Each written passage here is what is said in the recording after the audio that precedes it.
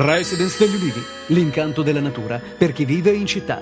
Telefono 0962 96 4192 348 01 17 609. È giallo sulla morte di Biagio Stabile, imprenditore agricolo di 56 anni, ucciso ieri sera dopo le 21 davanti alla sua abitazione in contrada Ferrocinto, tra Castrovillari e Frascineto. Secondo quanto ricostruito dai carabinieri, sarebbero 4 i killer armati di pistola e con il volto coperto che avrebbero freddato l'uomo con una pallottola al petto e ferito la moglie a una gamba. La vittima non ha precedenti e viene descritta come una persona tranquilla. Per cercare un movente, gli inquirenti non escludono alcuna pista.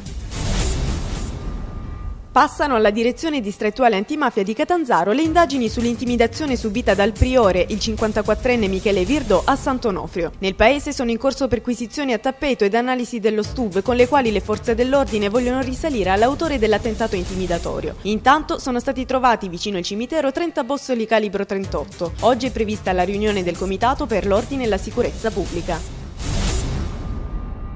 L'Ufficio Centrale Elettorale della Corte d'Appello di Catanzaro ha proceduto ieri alla verifica dei dati elettorali ed alla conseguente lettura dei dati definitivi relativi ai candidati alla presidenza della regione dalle liste. Per i candidati alla presidenza, Giuseppe Scopelliti risulta eletto con 614.706 voti, pari al 57,82%, contro i 341.978, pari al 32,16%, riportati dal governatore uscente, Agazio Loiero, e di 106.526, pari al 10,2% di Filippo Callipo. I votanti sono stati 1.063.210. Giovedì sarà probabilmente il giorno della proclamazione dell'elezione di Giuseppe Scopelliti a neogovernatore della Calabria. Dovrebbero essere eletti anche i consiglieri, ma il condizionale qui è d'obbligo, visti i ricorsi pendenti. Intanto emergono le prime sorprese dai dati forniti dalla Corte d'Appello. Per quanto concerne i voti di lista, ha superato di poco lo sbarramento del 4% la lista Federazione della Sinistra, composta da PRC e PDCI, con il 4,03%. Adesso impazza il Toto Assessore. Sono stati incontrati dal questore di Catanzaro, Arturo De Felice, gli operatori del turno delle volanti che nella notte tra sabato e domenica hanno tratto in salvo 2 pescatori a bordo del peschereccio La Bella Michelina, travolto da una forte raffica di vento nel tratto di mare antistante ai caduti di Catanzaro Lido. Dopo la stretta di mano con l'agente Antonio Trapasso, il questore ha avviato le procedure necessarie per una proposta premiale nei confronti del personale distintosi nell'operazione di salvataggio.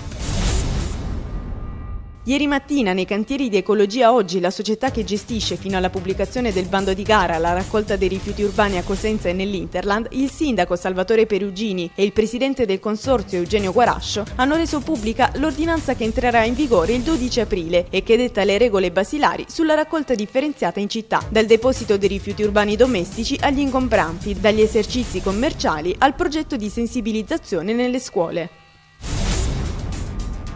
Il viceparroco di Cerchiara è sparito il giovedì santo ed è stato poi ritrovato in compagnia di una donna. Il nuovo caso stile Uccelli di Rovo ha coinvolto H.A., viceparroco della parrocchia di San Giacomo Apostolo, di origine camerunense, e una donna con un matrimonio in crisi. Il sacerdote è stato poi rintracciato dai carabinieri il giorno di Pasqua a Frascineto, mentre era intento a chiacchierare con la donna e dei suoi familiari. Adesso la posizione del viceparroco è al vaglio del vescovo di Cassano, Bertolome.